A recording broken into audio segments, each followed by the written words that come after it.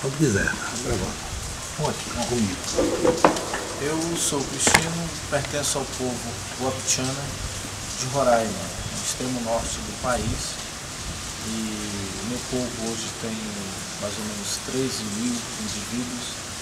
Parte mora no Brasil e outra parte mora na República Federativa da Guiana. Nós somos datados de mais ou menos 4.000 anos naquela região e moramos em áreas de campos naturais. Cristino, me fala um pouco desse encontro, o que é, qual a importância dele para quem está aqui e mais de uma forma mais abrangente para as causas indígenas, para as comunidades indígenas. Nós estamos realizando a 12ª edição do Encontro de Escritores e Artistas Indígenas. A ideia, quando surgiu, criar um grupo, ou criar um núcleo, partiu de um encontro de pajés que aconteceu no estado do Maranhão, creio que em 2004, e acharam que devia haver um grupo que pudesse olhar com mais cuidado a questão ambiental, a questão literária, uma questão mais artística, cultural do próprio povo, com a intenção de talvez ajudar a proteger esses saberes, proteger essa biodiversidade. Então se criou o INBRAP, que é o Instituto Indígena Brasileiro para a Propriedade Intelectual, e a partir desse instituto foi criado núcleos, e foi criado o NEI, Núcleo de Escritores Indígenas, que foi até e começou a organizar esse encontro junto com o apoio da Fundação Nacional do Livro Infanto e Juvenil, que dentro do salão do livro nos fornece um espaço, um stand, onde decoramos conforme o tema do nosso encontro, Somos Livres, e lá é um espaço para apresentar o que os autores indígenas têm feito, ou que alguns artistas têm preparado, os artistas do Brasil, indígenas, e esse encontro serve para a gente pensar esses artistas para poder trazê-los para dar uma visibilidade maior. E esse encontro, ele já houve edições em que havia participação com apoio e dentro de universidades como a UFRJ, o UERJ, PUC-Rio, Unigran Rio, UF. Esse encontro desses artistas, desses autores, a gente tinha outros eventos onde essas universidades tivessem conhecimento desse pessoal que trabalha, esse pessoal indígena que trabalha de fato com cultura em várias frentes, isso em artes plásticas, música.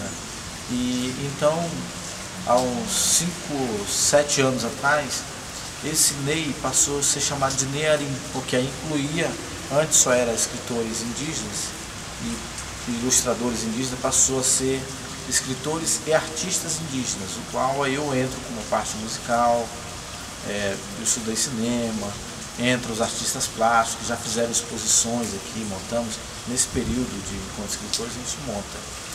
E claro, a gente tem um apoio, sempre teve um apoio financeiro, inicialmente da Fundação Ford, depois houve parceria sempre com a Fundação Nacional do Livro Infanto e Juvenil, e o Instituto CIA, que nos apoia aí pelo menos 8 edições, e o Daniel Munduruku, que houve, acho que a 3ª edição, que não houve nenhum tipo de apoio, e ele manteve o encontro de escritores e tirou do bolso e pagou as despesas dos indígenas que vieram para esse encontro. E eu lembro que eu vim para esse encontro partir desse momento eu comecei a ajudar ele nessa produção.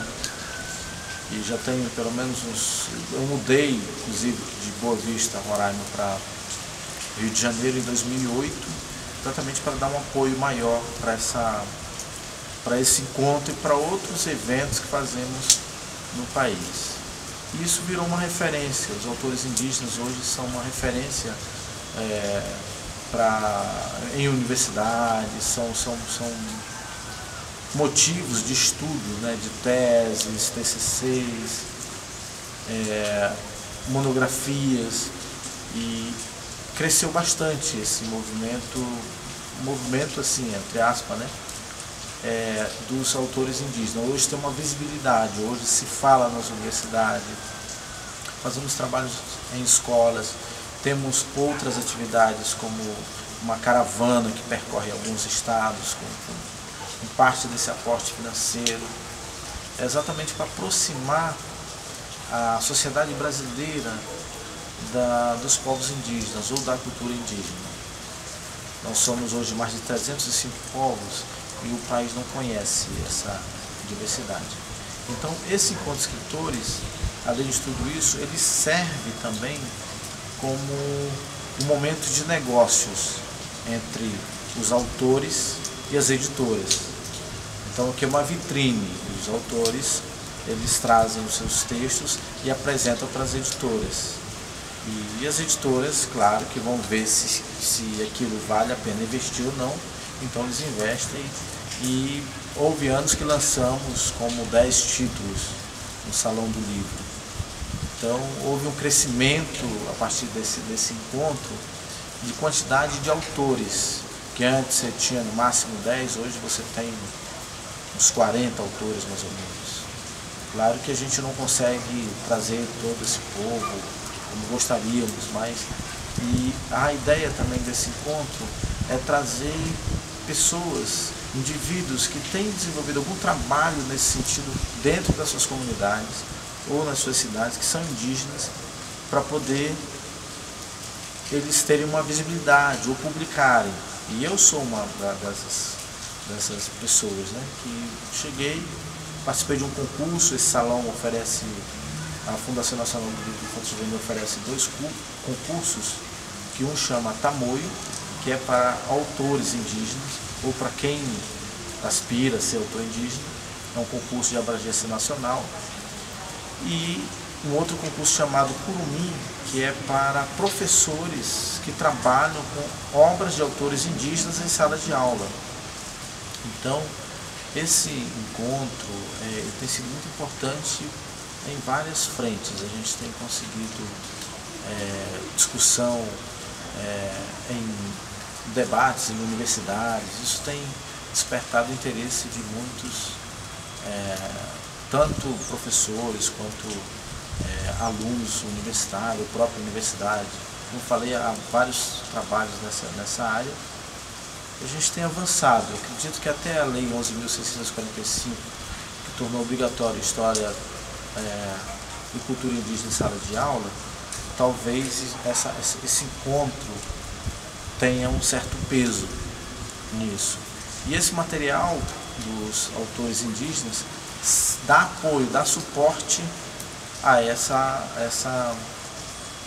esse trabalho que os professores devem desenvolver em sala de aula. Serve como ferramenta essas histórias.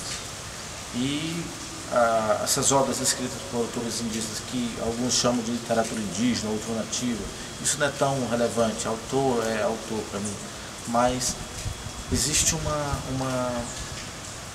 há muitos símbolos dentro, há muita espiritualidade dentro. Por isso você identifica que tem a parte cultural, é muito rico isso.